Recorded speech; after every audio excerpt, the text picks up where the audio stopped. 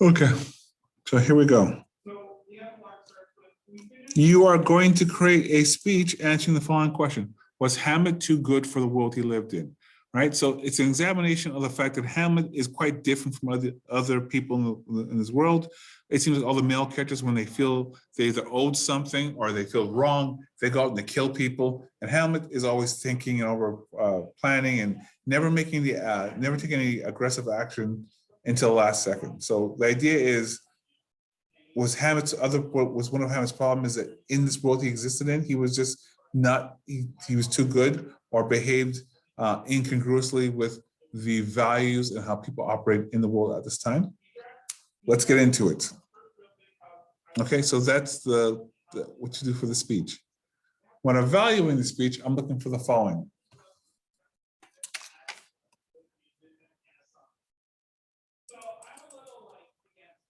All right, knowledge of content. I know the plot and can identify at least two themes in the play Hamlet conversation. So again, when you're putting this together and we're talking and having a conversation, I'm going to ask you, can you tell me a couple of themes, right?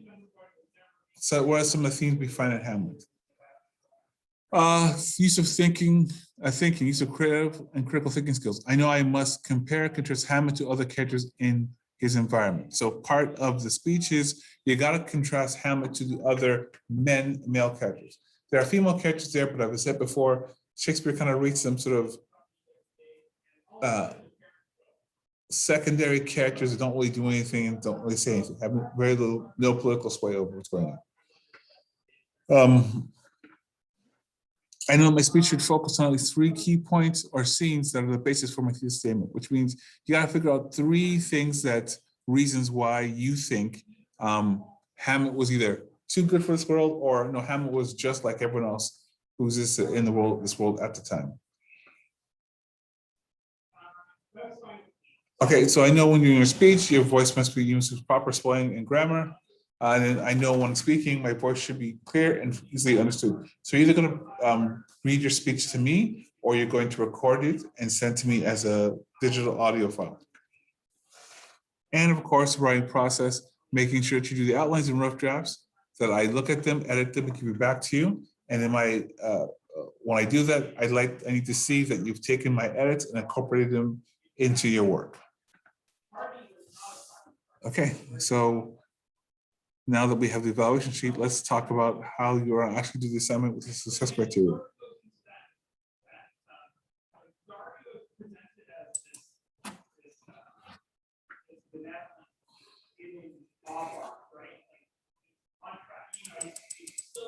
Okay, so the goal is to show the understanding of the themes in Hamlet, to show you understanding of the concept of the tragic hero, to show you understanding of the foil characters, demonstrate your oral communication skills. Those are the goals of the assignment, right?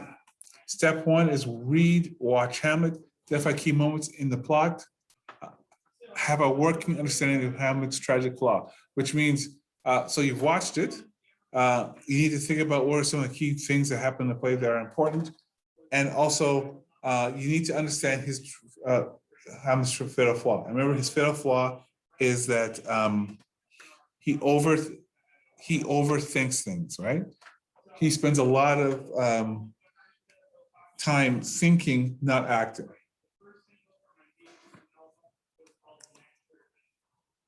Right, now that's important because remember we talked about the fact that this is a time where men tend to take action and think later. And Hamlet was always thinking first and acting very little unless he absolutely had to.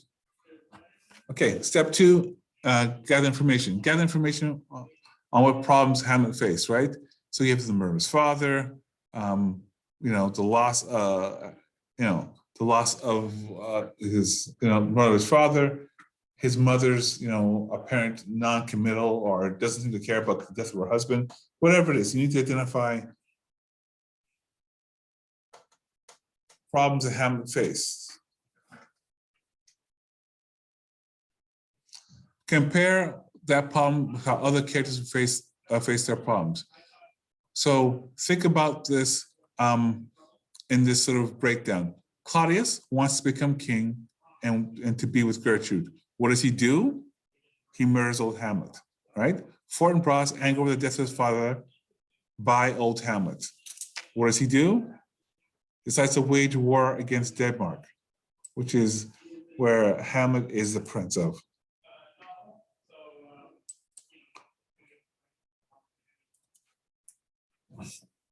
Laertes, angered over the murder of his father, what does he do? Storm the castle, is willing to kill Claudius, agrees Claudius plans to kill Hamlet, right? So if I just pointed out just generally all these things that happened.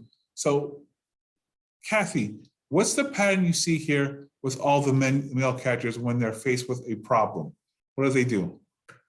Well, they search for vengeance. Right. And are they willing to do it without thinking about the consequences? Yeah. Right, yeah. Because think about it, if Laertes kills Claudius, the kingdom goes into chaos because there's no king, right? Laertes would go to jail and die because he killed the king, right? Fortinbras is going to start another war, right? He's going to get thousands of people killed. For what? Because he thinks his father was, he didn't like the result of a combat between old Hamlet and his father. That was perfectly legitimate and they both agreed to it. Claudius, again, he wants the crown so badly, he kills his own brother. If he's a Christian man and he believes in heaven and hell, he's committed the ultimate sin, right? Even when he's praying to God, he says, you know what, I really don't mean it. So he's going to hell. Mm-hmm. Okay, so they all do this without thinking about it. Now let's go to Hamlet. Hamlet, angered over the death of his father, and what does he do? Who? Hamlet is angered over what does he do? He tries to kill the king, or his uncle. Does he? He searched for vengeance. Does he ever kill the, does he ever, that's his plan, but does he ever carry it out? No. Right. In fact, did he have the opportunity to kill the king? Claudius? Yeah. What did he do? He had the option, but then he just backed out of it, or Right. decided not to do it. Right, because he thought, well, you know, he might end up in heaven, right? He's much more rational than the other characters. Right. Yeah, he thinks about things, his decisions and situations before he acts, right? He just doesn't. He just doesn't go off and like, well, I want revenge, so I want to have it, and I don't care. Having said that, yeah, he's had all these opportunities, doesn't do anything. Even when even after the Claudius has tried to have him killed by the King of England, and he knows it, what's his plan when he comes back in scene 5 or act 5? What's his plan? Oh, what scene is that? Nothing. He just basically is hanging on a gravesite. Like, what's your plan? He says, oh yeah, and he talks to his friend. Right, in the graveyard, that goes, like, he even says after he sees Fortinbras, he goes, well, you know what? I'm going to start acting and being aggressive from now on. I'm not going to let things happen. And he just, nothing. He goes to a duel, right? What's the plan? Like, how are you going to get, this guy trying to kill you and you know it. What are you going to do about it? Right? So just keep that, thing. So again, think about, is there a pattern? Compare Hamlet's response, determine what the play is trying to say about the standard of behavior for men who wish to deal with their problems. Is Hamlet's response different? What does it say about him? So again, notice there's a pattern of how men are supposed to behave, and they do behave that way. And Hamlet, is it similar or different? And if it is, what is the author trying to say about Hamlet? Is it a good thing or a bad thing? Is he too good to be in this world? Is he a person, the wrong person, the wrong time? Right? So that's something you can think about what it says to you about him. When doing your speech, here's the outline breakdown. So first, and again, when you're doing your outline, please point form notes so I can edit just your ideas so that we know we're on track. Same thing for when you're doing it, always do your outline and point form notes. So I'm checking ideas, not sentences and paragraphs. So your introductions go from general topic, characters in fiction, to the main idea, characters and their relationships to their environment.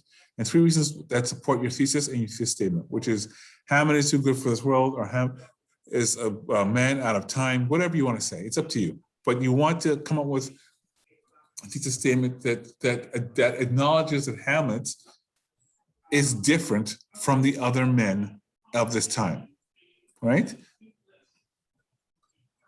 Right, so paragraph 2, you want to talk about who is Hamlet, describe him as a character. What is his dilemma? So what's the problem he faces? What is his fatal flaw? So remember his character flaw. Think about it. He's a person who thinks too much and doesn't act, right? He overthinks the situation, right? And when he overthinks it, he becomes paralyzed, doesn't do anything. Why is he different from the other people of his time? This is a transition sentence that links it to the end of the paragraph. Then you talk about the action of the other characters. Discuss how the other characters deal with problems, issues, right?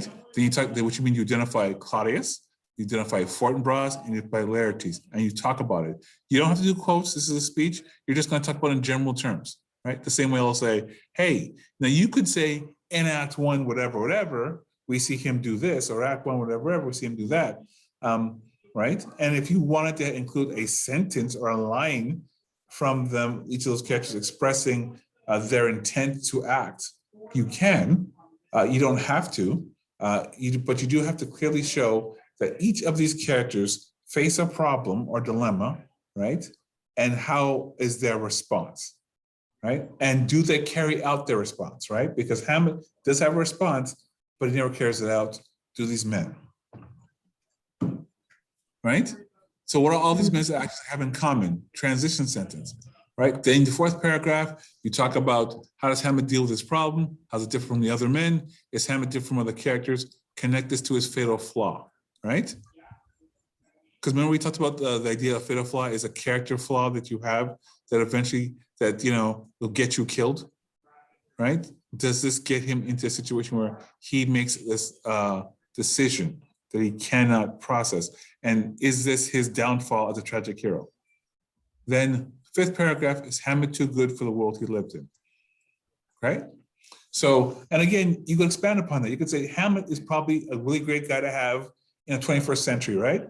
He's not going to go run into a situation and go off half-cocked. He's going to actually think about it. I mean, he might let things get way too bad before he does anything, but he doesn't cause a problem, right? He won't exacerbate a problem, right? But the other men in his time, they act a certain way. And are they successful? And is that just an aspect of those men at that time? Are you supposed to act this way, right? Is Hamlet an oddity? So you explore that in the last paragraph. Okay, so again, it's just showing that you understand what's going on with the character, and you got to be able to identify that, when Shakespeare wrote this, he specifically surrounded Hamlet with characters and male characters in a world where if you want something, you kill for it, right? Yeah. I mean, there's no hesitation, right? These men want something, they're willing to kill for it, right? And they don't really think about the consequences after they kill, right? Hamlet wants something, what does he do? Okay, any other questions?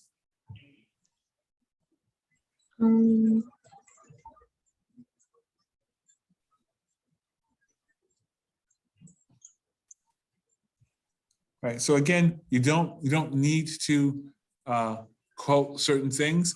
You can, but when describing the actions of the other male characters, you must do it in enough detail to show that you understand and can identify, hey, this is Claudius, he wanted this thing, this is what he did. This is Laertes, this is what happened to him. He was very angry, this is what he did, right? And also remember, you need to also identify not only just thinking about wanting revenge, but being willing to actually follow through in the act, right? And you want to make the difference between that person and Hamlet, because no one's saying Hamlet doesn't think about revenge, and Hamlet doesn't even plot revenge. The question is, does Hamlet actually even carry it out? Or when he's given the opportunity to actually do something, does he follow through with it? Or does he, again, fall back into rationalizing why he shouldn't do it? All right? Okay. Any questions? No. Okay, I'm going to stop the share. And I'm going to stop the recording.